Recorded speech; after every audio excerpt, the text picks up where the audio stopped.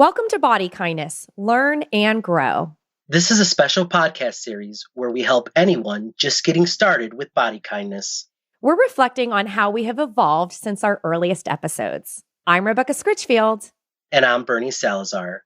Let's get ready to spiral up together.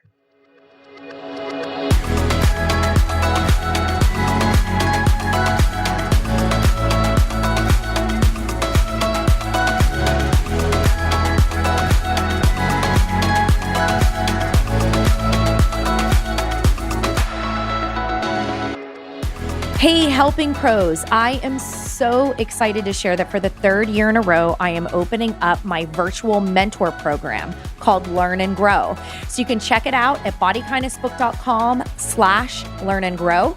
That's bodykindnessbook.com/learnandgrow. So who is this for? This is for any helping professional at any stage of your career. If you work with people on helping them create a better life, you could be a dietitian, therapist, a health coach, a trainer, yoga teacher, a life coach. So we've had all those folks in previous years. As long as you feel committed to helping people practice from a weight-inclusive space, along with the philosophies and ideas in body kindness, I think that you're going to find this to be a great fit for you. I am really excited about ways where I can help you grow in your business.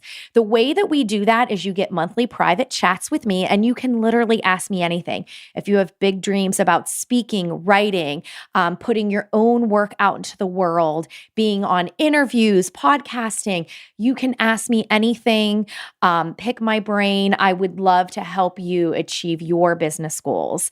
There's even been folks who've used their one-on-one time because they felt they had a little bit more work to do on their own body kindness journey, and that is welcome. Whatever it is you need, I want to be there for you. Then our monthly chats are live. And this is with everyone in our small group, and we could talk client cases, business strategy, and I have a new education theme that I introduce each month.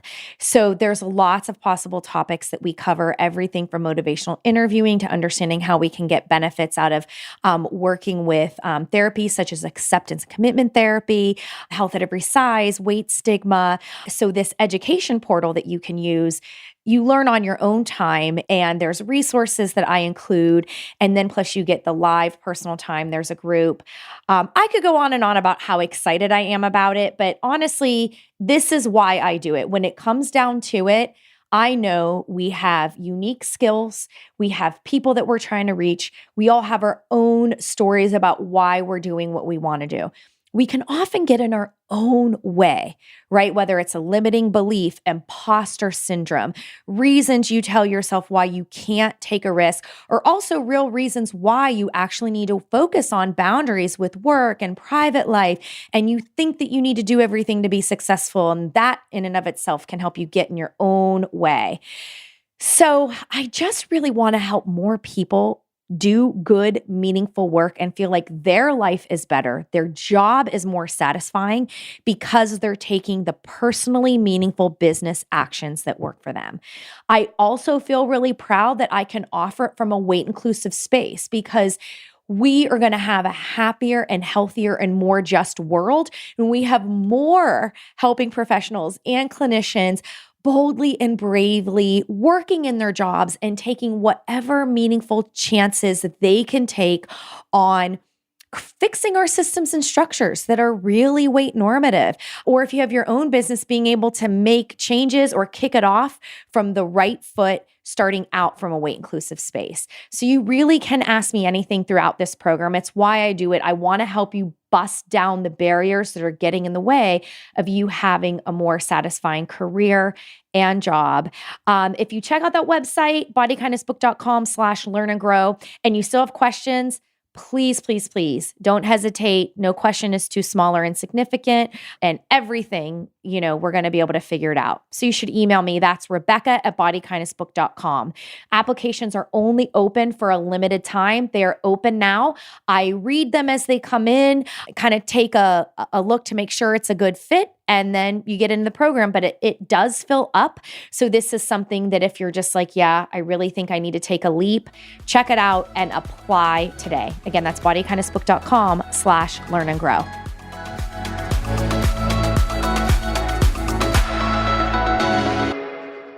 Hey, Bernie, how you doing?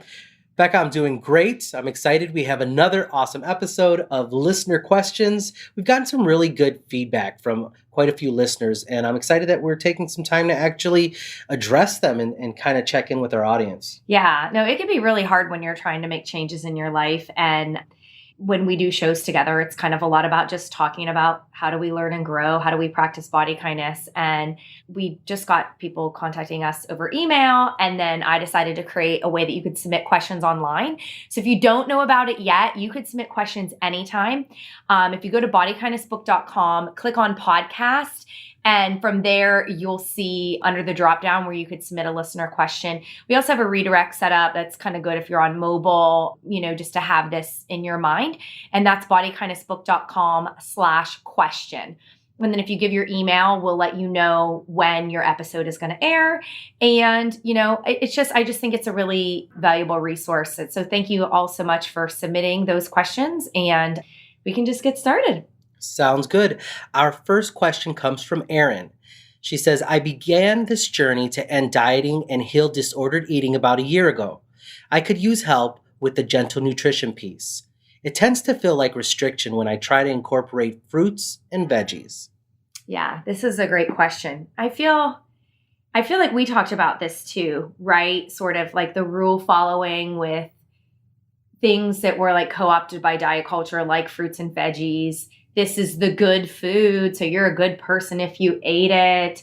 And it can get kind of really complicated, right? Because, if I'm not dieting anymore, then, should I eat this? Or, it's almost like it's not like an easy switch where it's like, suddenly I'm just naturally craving some salad and there's no judgment behind it. So I would say what she's going through is super, super normal. It all really depends on where you're at with things. You're healing your relationship to food, and everybody's experience is going to look a little bit different. It all depends on what your past experience was. Amen. I always say nobody can tell you what body kindness is or isn't.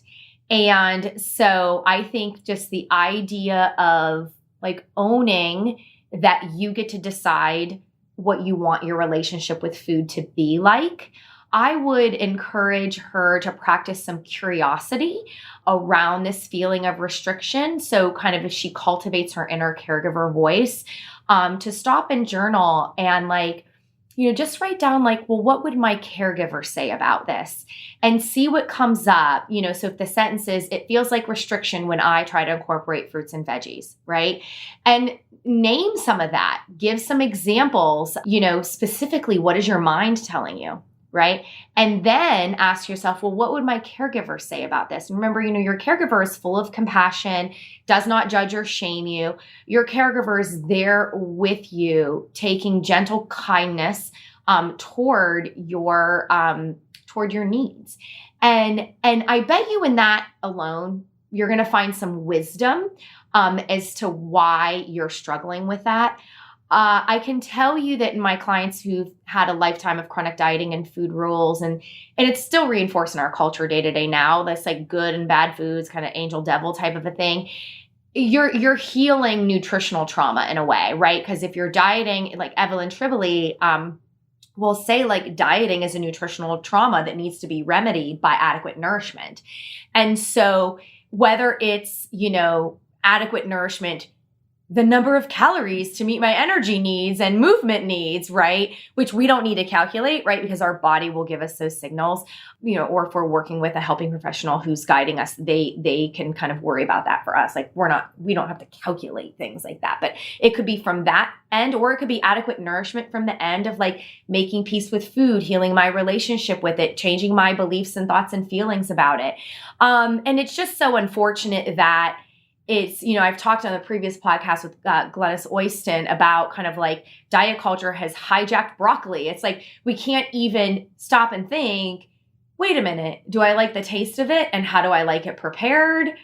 For me, I know these answers. Roasted butter, salt, yum. The other way would be like sauteed, but with other veggies and some rice and some type of protein food.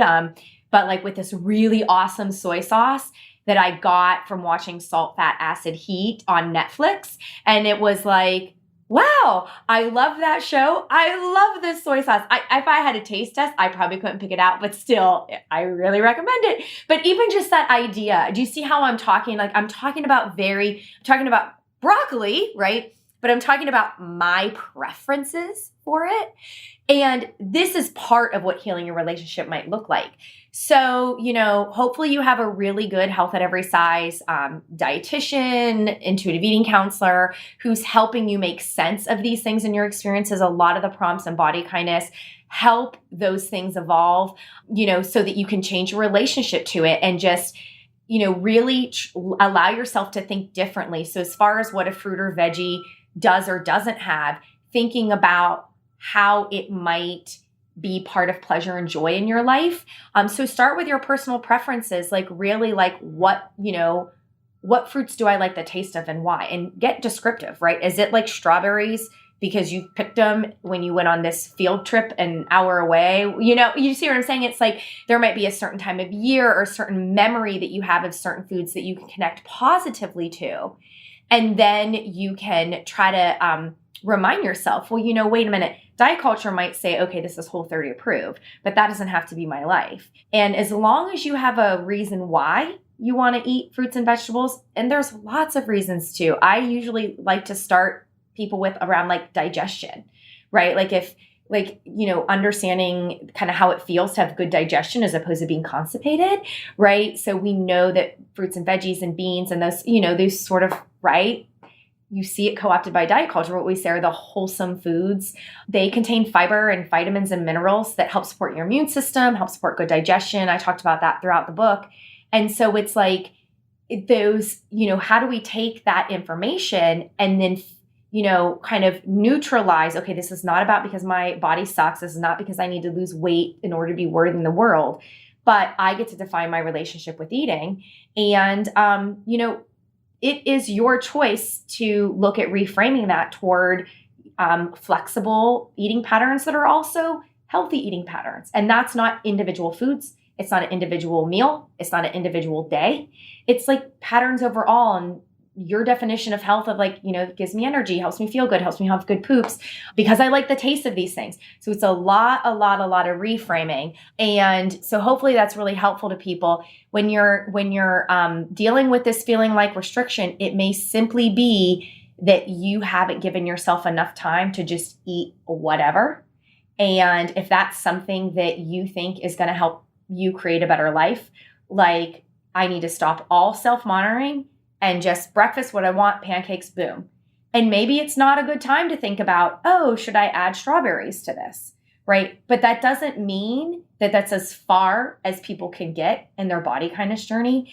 You really have to decide that. You don't ever have to be the kind of person who ever touches a fruit and vegetable again and you're still worthy. It doesn't say anything about you or even your health. We can't say that.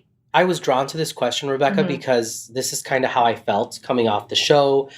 Just to be very transparent, it's not like vegetables or fruits were really incorporated much into a lot of my meals growing up. Okay. So my first experience with a lot of quote unquote, these healthier foods, these good foods or fruits and vegetables as the rest of the world calls them, were associated with weight loss, this is good for you, replace this with that, substitute this crust for this crust. And it's like, right. Listen, I stopped, just like I kind of put a big pause on movement or like group movement or classes or whatever. I put a stop to, again, kind of what Aaron, refers to as just these good for you foods, these fruits and vegetables. And one thing that I've really learned over my time recently is that I do enjoy a lot of them. I had to go back, revisit them, see what it was that I liked about them. Did I like the taste?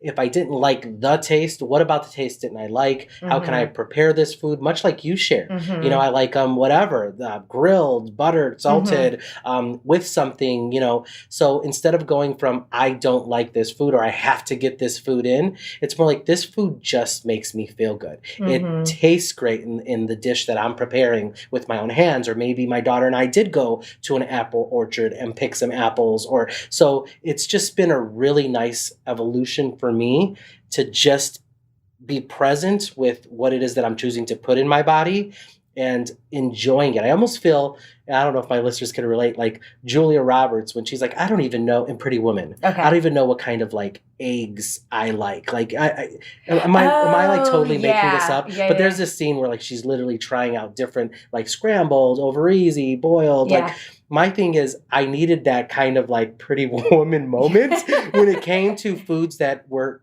brought to me in a, this is good, this is what you should be eating, this is diet culture, this is what, this is what it is. The shoulding is exactly what I was thinking and listening to your feedback. Yeah. Is that is where the shift would need to take place.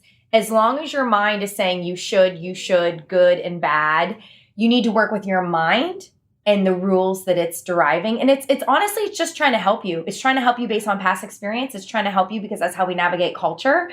But you could say, hey, thanks for those thoughts or those rules, but this is really not helpful. This is not in line with my values. This is not body kindness to me. So I'm going to table those thoughts. And then I'm going to take an action that matters to me. Right. And know that as long as you are taking an action that sounds meaningful to you, that is the right direction. And, a lot of times people like, they desperately want things to be like easier, faster. And I get that because we want like relief from our pain. But I also want to let you know that as you spend more time with this, you'll notice things like the thought will still come in, right? So I was thinking about, weather getting warmer and thinking about what are some things I like to eat in warmer weather. And something that came to mind was like a tuna niçoise salad. And it's like, I know where I can go and get that where it's delicious. There's sort of version of it that I can make at home, sort of with my favorite tasting jarred tuna. But it's this idea of I now have skills, right, to stop and think, like, I love the capers. I love, absolutely. I love the dressing. You know what I'm saying? And that's an awesome place to be in. And I'm happy to say that I'm working my way to that because a lot of the foods that, whether fruits and veggies, they were presented in a way as it doesn't matter if you like them or how they taste. You just need to get them in. It was more like, let's get them in, get them in. Did you get this in? And it was like, okay, yeah, I got it in. It wasn't in a way that I would have prepared it. I mean, I'm Latino, so it's like I enjoy taste. Like every flavor is life, and I never got that from certain foods that again I was supposed to be eating to help me lose the weight, and I've made a very conscious decision with my daughter to pick out the food, to prepare it, to show her how to do it, to try it different ways. No big deal. If you don't like it this way, there are 15 other ways that we can try to do this and not calling it quits on just that. Yeah. So I really enjoyed this question, Erin, and I thought that was a really powerful answer for me personally too. That's why I love really addressing some of these listener questions because I feel like I get a lot out of them. I revisit, where I'm at. Cool. Speaking of that, let's go ahead and hit up the next question. Okay. It comes from Jane B. Seeing kids at school growing up, it really demonstrates how we are all different shapes and sizes and personalities. But why is it that when a child is a lot smaller than average for their age, it is put down to genetics, but when they are larger, it must be something within their parents' control, equaling diet and exercise? What can we do as parents of all size kids to help grow awareness and compassion at an early age? Is there anything schools can do too? I know, I love this question, right? I mean, this one really resonated. We're both parents. I'm thinking of my daughter. So Jane B., thank you for sharing this question. Yeah. So the first part of the question, I love that you're noticing a difference in the way that different size kids are treated. That is absolutely true. What you're noticing is weight stigma. And it is the way that our culture labels and judges people based on their appearance. So the thinner kids have appearance privilege because they more likely conform. And if for some reason they're sort of like you said, lower, that most of your average, like it sounds like you're in a school setting, right? Oh, well, that must be a genetic thing, right? But the second it's on the other end of the spectrum, it goes into a shame and blame. And it's very complicated. But if you think about for how long we have sort of like segmented out who gets value and worthiness in our culture based on appearance. I mean, there was once a time, way, way, way before any of us, but like where bigger bodies were celebrated, and that was seen as a sign of power and richness and worth. But, I always take people back to about the late 1800s with William Banting. And I believe that his book, it was called Letter on Corpulence, and is kind of like acknowledged as the first quote diet book. And if you want an interesting previous podcast, the one on diets and diseases of civilization with Dr. Adrienne Batar, which I will include the link in the show notes for this one. But she did this whole research on diet books as texts, and to try to make sense of why were we thinking that way and how did it help us kind of, carry on as humans. But anyway, the bottom line is this has been a really, really long time. But even back then, he talks in his book about being teased less after he lost the weight. So even then, he was enduring weight stigma. And now our eyes are opening to it more and more. But it is something that still most doctors' offices are going to use a growth curve. And if you're higher on the curve, and especially if there's higher weight parents in the room, they are going to make a judgment about people and their health and what their habits must be like based on their size. Oh, absolutely. I mean, that's something that firsthand with my daughter I've experienced, and I've had to really, what happened? It wasn't blatant, but it was definitely present. And it's, I'm a big guy. I'm a fat guy. My wife is wonderfully curvaceous, and, we have a little girl, and I just remember the doctor kind of asking, well, what is she eating? How is she eating? It's more like, and it wasn't blatant, but it was more like, is she eating what you guys are eating? Oh, really? Really? Did you worry that was because doctors should ask about the eating patterns? Absolutely. I think it was a little bit of both, right? I think that, I don't know if it was me, to be honest, or if it was my wife saying, we do our best to feed her. But did they say anything like, I don't know, I hope she's not eating what you're eating? Skim milk or no juice whatsoever? So I mean, a lot of that happens. I mean, the doctor's like, hey, stay away from, she did, stay away from whole milk, or maybe a lot of, the juices that are out there, she doesn't necessarily need, water's good. Chocolate milk is good. Just make sure it's not D, it's like lower fat or, so she said those kinds of things. But I do feel that, again, that was me kind of stepping in, feeling a little bit guarded, being in a bigger body, knowing that this little being I just love more than life itself, also revisiting my trauma and thinking, am I harming her, Right. And you're right. So, I mean, I'm glad you called me on it, because I don't feel it, again, that's why I prefaced it by saying I don't think it was blatant, but I definitely felt. You felt something. Something. Well, and that should be validated, because think of it this way, right? Doctors are responsible for medical care and health care. We are literally the Journal of American Medical Association is just now starting to educate doctors about weight stigma. So they're just now starting to say things like, hey, a higher weight person comes in for an earache. Maybe you should not be pointing to the BMI chart. Although the U.S. Preventative Task Force recently reapproved for doctors to talk about weight and refer to intensive behavioral programs based off BMI. So meaning a lean person who needs habit changes doesn't get the referral, but a fat person who might be doing all the quote right things gets the referral. That is weight stigma, and it's roped into insurance. So I want to validate for you. I just wanted more information, really, but also, where is the onus? Because unfortunately right now, the responsibility is on the patient. And that's part of the problem is what I'm saying. If they're the doctor should do their diligence, should know about weight stigma. They should be able to say things like, hey, it's a good time for us to talk about nutrition. I want you to know that, in this practice, we focus on growth curve for health and well-being. And we know that genetics is a big, contributor to where your child would fall on a growth curve. So I just want to ask, about some of your patterns. I might be able to help here and there with some things and some specifics. Yes, water is a primary beverage and 100% fruit juice. There's other like fruit juice drinks. So there's some basic education that could be helpful. But again, what are most doctors, health at every size? No. So you're going to have this extra armor in that place. And I guess we'll bring it back to the schools because that was the original question. But the bottom line is weight stigma is pervasive. It's been around forever. There's going to be discrepancies in all areas of life in ways in which higher weight folks are going to have to do more emotional labor. It sucks.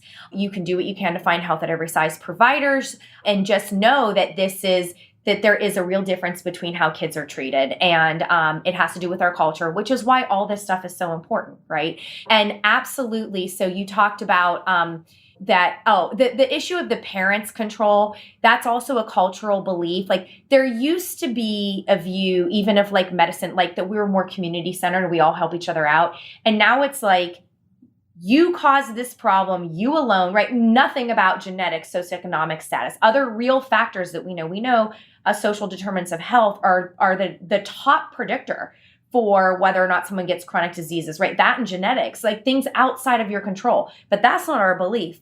Oh, you did this because there was a choice you made or this pattern or this stress or whatever. You did this to yourself. And so there's a lot of self-blame and shame, but that is upheld by all these other systems of power. So the system and the culture is the problem, not us as individuals. We should be migrating more back to community-based well-being and helping each other out and all those things. So, as parents of all size kids, what you can do, it absolutely starts in the home with modeling in your own body kindness practice and watching for age-related that are age-appropriate, but watching for your opportunities to provide this compassionate education in your own home. So there's a couple past podcasts that I'll be sure to include, but it has to do with body kindness and families. And I have them all listed together on the website. If you go to the podcast page, as a series under family health and well-being, a lot of really good, deep advice on that side, but just model it in the home. And then you want to decide who you want to set boundaries with and how. Be involved and monitor what goes on in that school because schools can do really twisted things in how they teach, like, cross out all the bad foods and circle all the good foods, like to little kids. Or a colleague of mine had a dentist come into their 3-year-old. So your daughter's age, dentists come in and talk about not like teeth and strong and importance and brushing skills, like basic things that you could just start to introduce to 3-year-olds, but like policing about like sugars and juices. And like, it was just really, it's like, we don't need exposure to things like that, so literally saying to kids, because they might innocently notice on their body, your body, or somebody else and use the word fat. I think it's a great opportunity to be like, yes, you're right. Like that, validate, and also add, hey, there's nothing wrong with fat. So I think a lot of people dance around that because it's still a term that we use to like stigmatize and shame people. Absolutely, yeah. And kids need education with that. Any thoughts? I feel like you want to say something. No. I mean, I'm on board with what you're sharing, and I just thank Jane for bringing this to light and having this be part of today's discussion. Because as parents, we want the best for our children. We oftentimes are so willing to take blame, and I say that in quotes, when in reality, we really need to start thinking about why we're being made to feel this way and how can we make sure that we are speaking with our children to know that there's absolutely nothing wrong, with their body or with someone who's in a bigger body, like you said. And I like the moral judgment. Absolutely. Yeah. And that's something that I want to make sure I'm incorporating into the raising of my daughter as we go. Yeah. Really quick to adjust the schools thing, because this is a really important point, that the school is actually like an example of a system, because you have the individual school, you have the individual classrooms in the school, and then you have the schools in the school system. And there are things even there that you can do. And just a really quick, it just came into my mind as something like, if I were in there, what might I try to do? I would try to look at the different ways in which health or stress or physical activity is brought into the school anyway. So it could be through sports, through classes, any of that. And I would get a list of like, okay, so who is the teacher in charge of that? Like I would start with that and I would find out, is there already like a health committee or a wellness committee? And even with those terms, I would try to start a well-being committee. I would try to maybe work with the PTA and find someone on the PTA who's interested or skills there. And I would start something that's just starting the conversation around what are opportunities to align, to come up with values as a school and to align so that we can help educate and inform the teachers and the parents and really integrate like a culture of well-being enhancement. And as that champion, you are the one that is educating about health at every size, and you could link it to like anti-bullying efforts. Absolutely, which the I was going to AAP jump is right in on and there. say that Yeah. because I'll tell you what, being a fat kid, it's almost like that's a gateway to bullying. Yeah, it is. For bullies, they're like, okay, let's start with the most obvious, the person whose shape doesn't belong. And I mean, I really like your idea of well-being committee, and from there, Jane B can definitely serve as an advocate and somebody who's bringing much needed information to that discussion. And just really seeing how you can improve the entire culture of that school. That's brilliant. I love it. Thanks. Well, I'm going to go ahead and leave that there, and I'm going to move on to our final question. It was sent in to us by an anonymous listener, and the question goes, I see a lot on social media that there's nothing we can do about weight gain. I feel that people think it's part of the deal when you give up dieting. It seems like people will be uncomfortable and miserable, and they just need to live with it. It's confusing.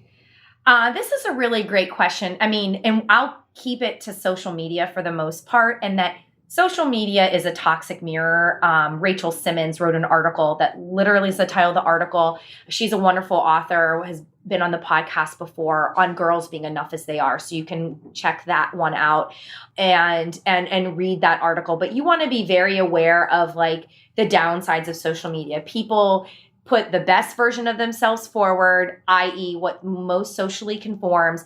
People engage in compare and despair. So they look at their feed and they're like, I suck, my life sucks.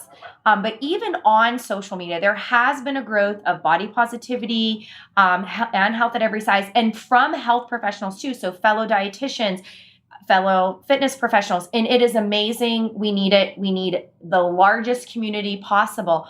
But understand that with the people that you're following, whether they're a body positive influencer, body positivity does not have to include health.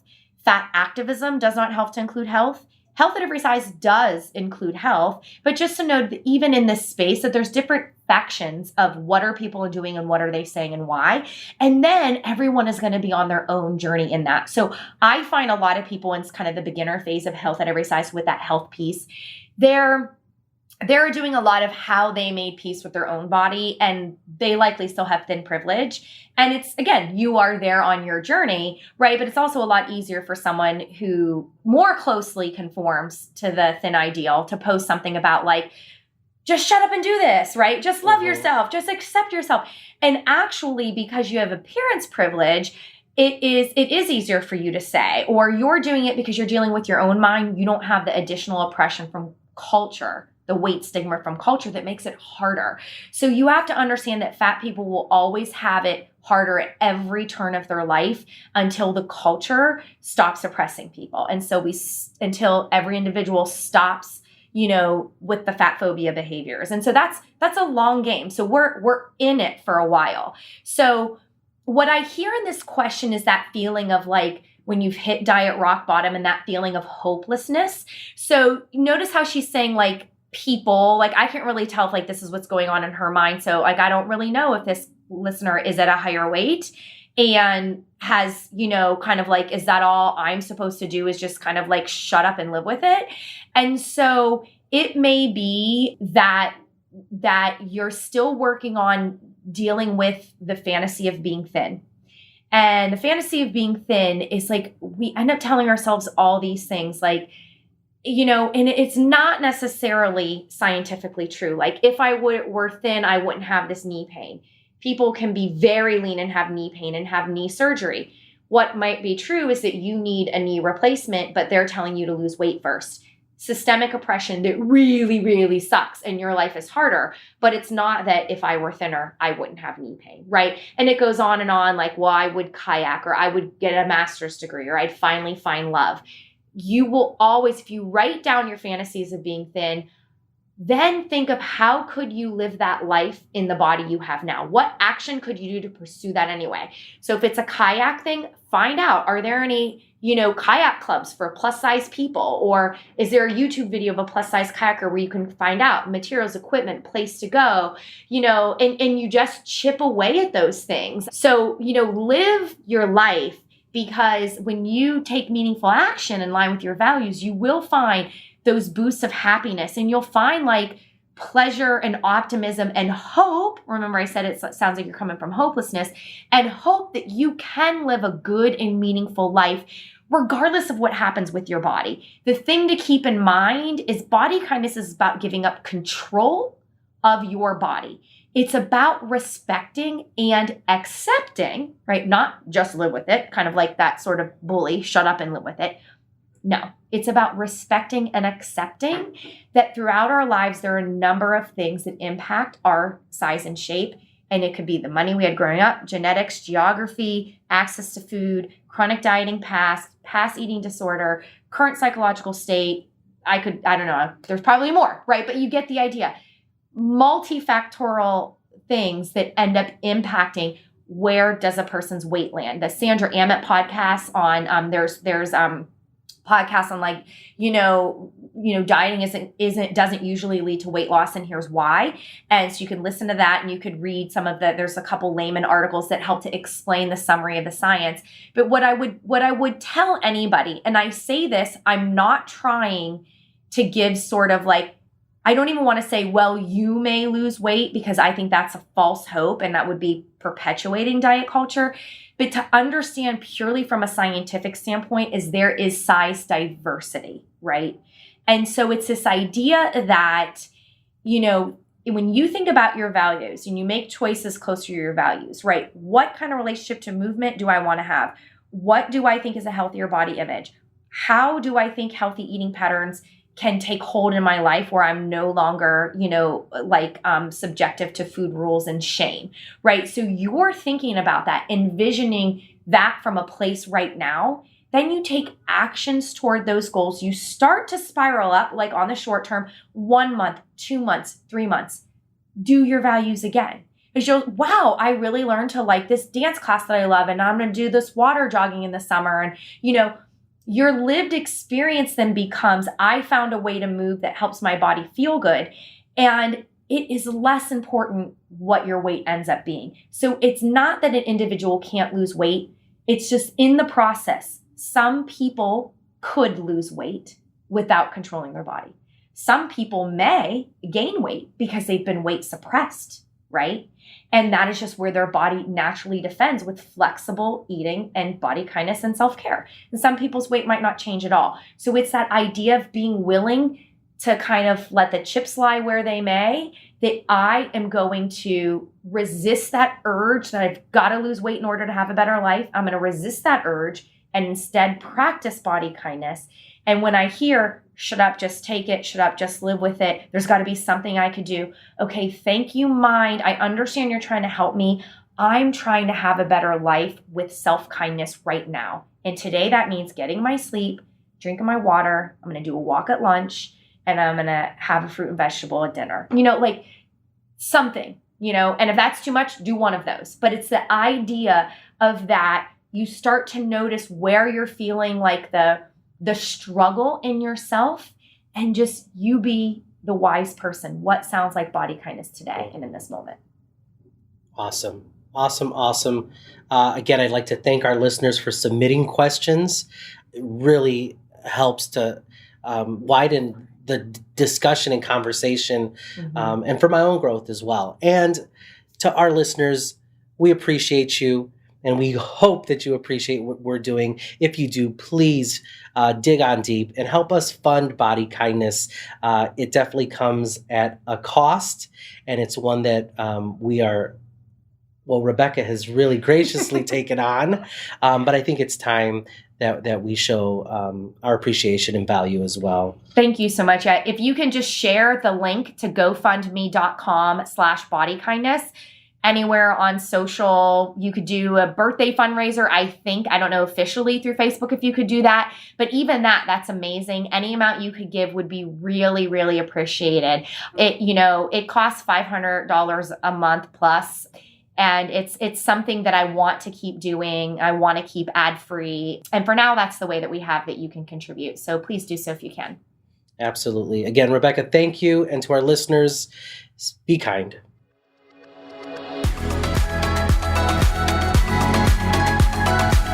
And that's our show. The podcast is made possible with support from listeners.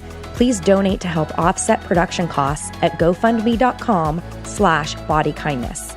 And please rate and review the show when you have a moment. It really matters. Let's keep the conversations going on Facebook. Search Body Kindness and request to join the group for Body Kindness readers and listeners. Have a question for us to answer on a future episode? Visit bodykindnessbook.com/question. Body Kindness books and audiobooks are available wherever books are sold. To request a signed print copy, visit bodykindnessbook.com/order. For other questions about this podcast, please email info@bodykindnessbook.com.